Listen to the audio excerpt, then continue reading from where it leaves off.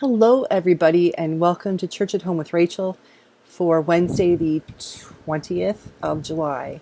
My name is Rachel Parker, and I am an Anglican priest in the Diocese of Edmonton in Canada, in Alberta. I serve in two churches in Wainwright and Edgerton, which are sort of southeast Alberta. And it's my pleasure to be here with you today. And if it's the first time watching, welcome. Glad you're here. Today, I'd like to talk about the hypocrisy of the church. And as a priest, it might sound rather hypocritical that I would talk about such a thing. But the reality is that the church really is, I believe, meant to be a hospital for sick souls. If you come to a church, it is because you either recognize that you are not perfect, that you have sinned, that you have made mistakes, that you are seeking something that you can't find for yourself. But you have to acknowledge as well that when you get there, you're meeting up with other human beings, even the priest. We are all people who are hurting. We are all people who have hurt others. We are all people who are struggling to understand and striving to be better people, I hope. And not always does the church do that well. And lately, on social media and on all kinds of different things, the church itself is being lambasted. And I hesitate to say this, but I think rightfully so, because the church overall, Christianity overall, right now, at least in North America, is really not looking pretty. And those churches that are struggling to faithfully live the gospel of Jesus Christ, to share the good news with other people, to be havens to people who are broken or who are feeling like they need community, those churches are often churches that are busy enough, trying hard to do the good work, that they aren't standing up and talking about their good work. Unlike those churches that are, in my mind, actually doing quite a bit of damage to the Christian name. I don't believe it is my role as a priest to push a policy, to push a political party. I do believe it is my place as a priest to pay attention to what is happening and be able to name truth, to state what I believe is contrary to what the gospel, the good news of Jesus Christ, the work that God is calling us to do.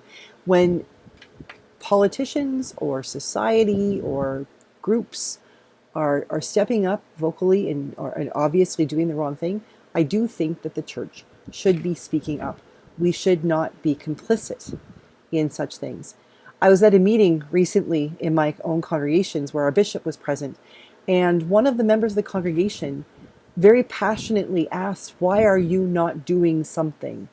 Why are you not standing up, in this case, about things around LGBTQ two-spirited plus matters in our own backyard, in our own area? Our politics up here in Alberta are a little bit, I say, conservative. Many people are very vocal in what they believe should be happening, and a lot, in my opinion, of what is happening is hurtful, and it's pushing us backwards, and that's not okay. And our church, the Anglican Church, it's not like the United Church in Canada, which has a really upfront social justice, social gospel push. The Anglican Church is very British in our background, and we tend to work quietly, and it may look like we're not moving at all, but we are, just in gentler ways and behind the scenes. And the question this parishioner had was, why are you staying behind the scenes? Why isn't the work of the Anglican Church being pushed forward? Why aren't we talking about it? Why aren't we yelling it from the rooftops? Which was an excellent question. We are at that point in the world, in our lives, where if those who are working quietly and hard behind the scenes are being trampled by those who are willing to stand up with a bullhorn and shout their opinions. And we no longer have the ability, we don't have the time, I don't even believe we have the right to say, well, we're going to plug away and be the faithful, we're the faithful, quiet servant who just keeps on doing the right thing. We need to stand up and vocally say it as well. Now, that coming from a coward, coming from someone who struggles to figure out how to do that in my own small community.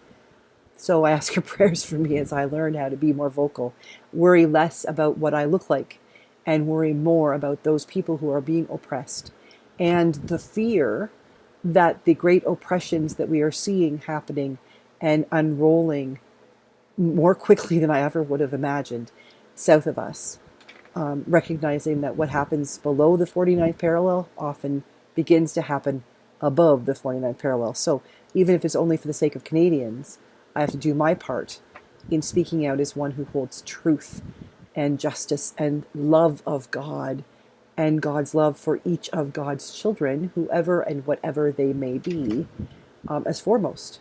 So I need to begin pushing that forward. I've been reading a book lately. It's a very evangelical book, so not going to be everybody's taste. And there are parts of it that, this thing about reading is I love reading things that even I don't agree with because I can still learn something. And there are quite a few small points in this book that I really struggle with. But overall, I'm finding it very powerful. I've read it before, and lately I've started reading it again. It's called Praying Prodigals Home, Taking Back What the Enemy Has Stolen, by Quinn Shure and Rothann Garlock. And they have a quote in here from Philip Yancey from his book, What's So Amazing About Grace. And it says here, this is what he says: my own church tended toward perfectionism, which tempted us all to follow the example of Ananias and Sapphira in misrepresenting ourselves spiritually. On Sundays, well-scrubbed families emerged from their cars with smiles on their faces, even though, as we later found out, they had been fighting abusively all week long. It never occurred to me that church was a place to be honest. Now, though, I seek to look at the world through the lens of grace. I realize that imperfection is the prerequisite for grace. Light only gets in through the cracks. I think I really appreciate what Philip Yancey said there. I think that this moment in history is a moment when there are so many cracks, so many fissures in our society, that the church has three choices it can make. It can choose to be abusive. It can be to the church that welcomes those people who climb out of their cars with fake smiles plastered on their faces to present to the world that we are perfectly fine, that everything is as it should be. And that is a lie. So that's not a choice, I believe. It's a choice we can make. It is absolutely a choice we need to not make. We can choose to do nothing. But I'm afraid that all will happen when we do nothing is that those cracks that are forming in society will just grow so big that they become absolute crevices, things that we cannot get across, things we cannot bridge, too wide that we will ever be able to create any kind of societal harmony, any chance for opportunities for relationships to grow as we stand divided, one group of people on this side of the crevice and one group on the other side. I think that those crevices would be so deep and dark that no light would be able to shine through them.